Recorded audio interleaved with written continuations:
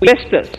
Some important measures in the direction of monetization are National Highways Authority of India and the PGCIL each have sponsored one InvIT that will attract international and institutional investors.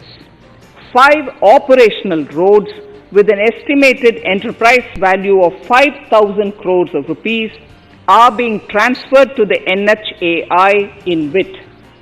Similarly, transmission assets of value 7,000 crores will be transferred to the PGCIL InvIT. Railways will monetize dedicated freight corridor assets for operations and maintenance after commissioning. A next lot of airports will be monetized for operations and management concessions.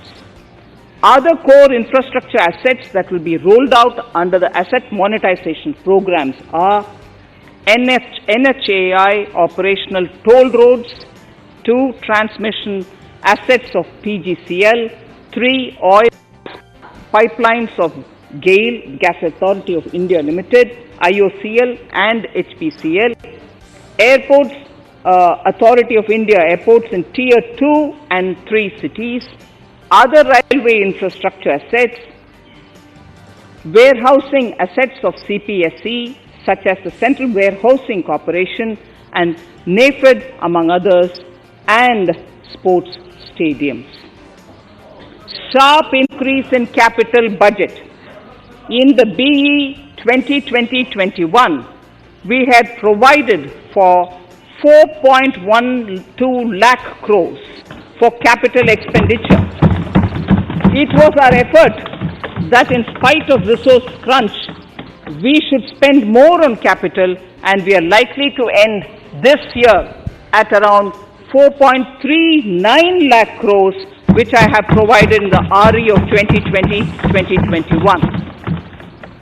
For 21-22, I propose a sharp increase in capital expenditure and thus have provided 5.54 lakh crores, which is 34.5% more than the BE of 2020-2021. Of this, I have kept a sum of more than 44,000 crores in the budget head of the Department of Economic Affairs to be provided for projects, programs, or departments that show good progress in capital expenditure and are in need of further funds. Over and above this expenditure, we would also be providing more than 2 lakh crores to states and autonomous bodies for their capital expenditure.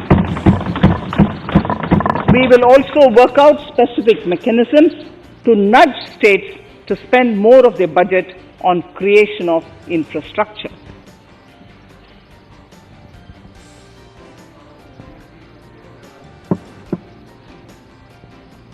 Roads and highways infrastructure.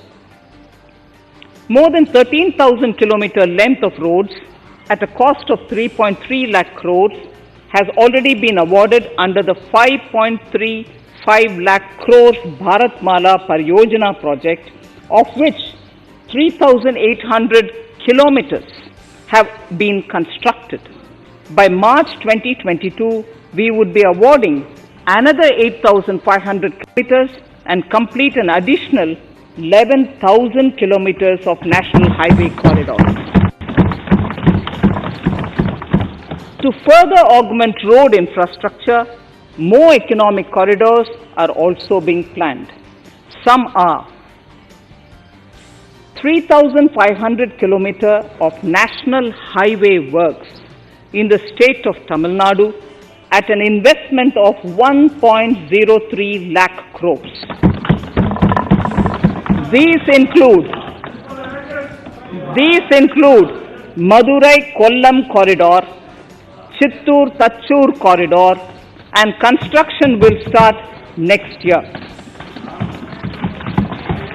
Second, 1,100 kilometers of national highway works in the state of Kerala at an investment of 65,000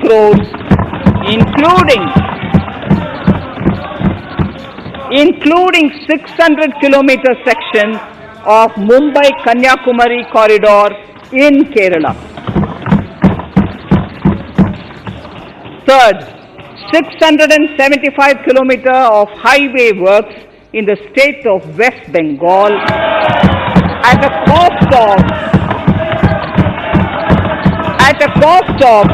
25,000 crores, including upgradation of existing road Kolkata-Siliguri.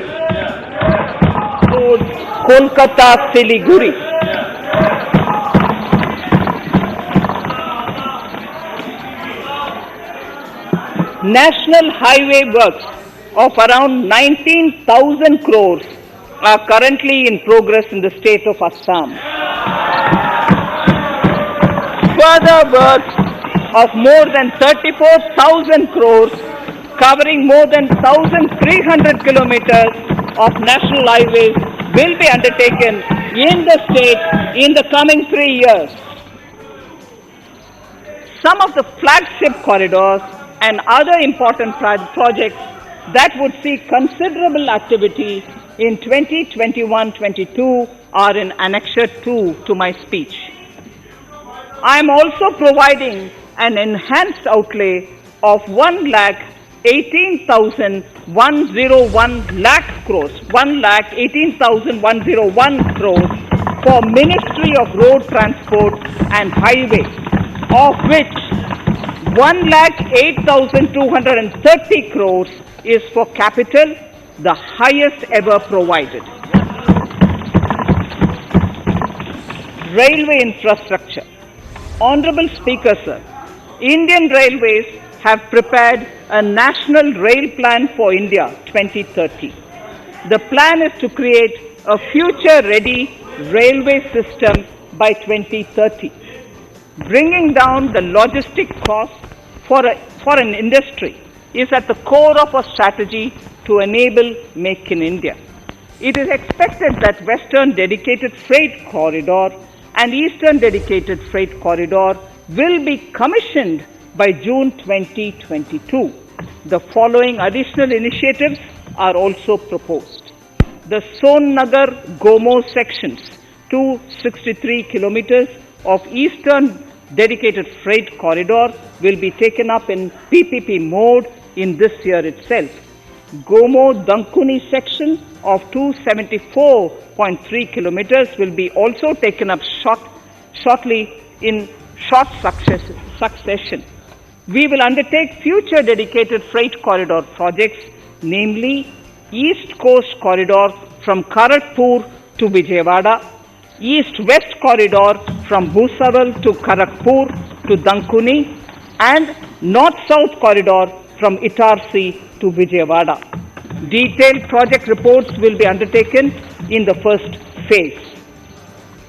Broad gauge route kilometers, RKM as I referred to, electrified is expected to reach 46,000 kilometers, 46,000 RKM. That is 72% by end of 2021 from 41,548 RKMs on 1st October 2020. 100% electrification of broad gauge routes will be completed by December 2023. For passenger convenience and safety, the following measures are being proposed.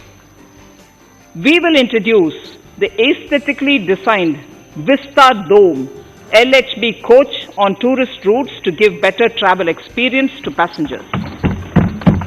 The safety measures undertaken in the past few years have borne results.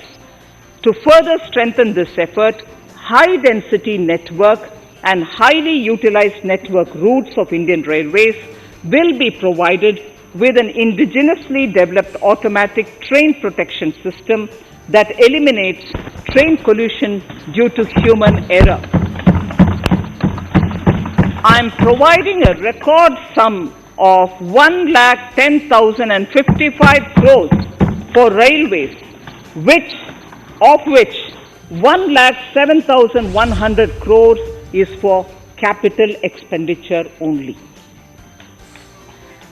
urban infrastructure. We will work towards raising the share of public transport in urban areas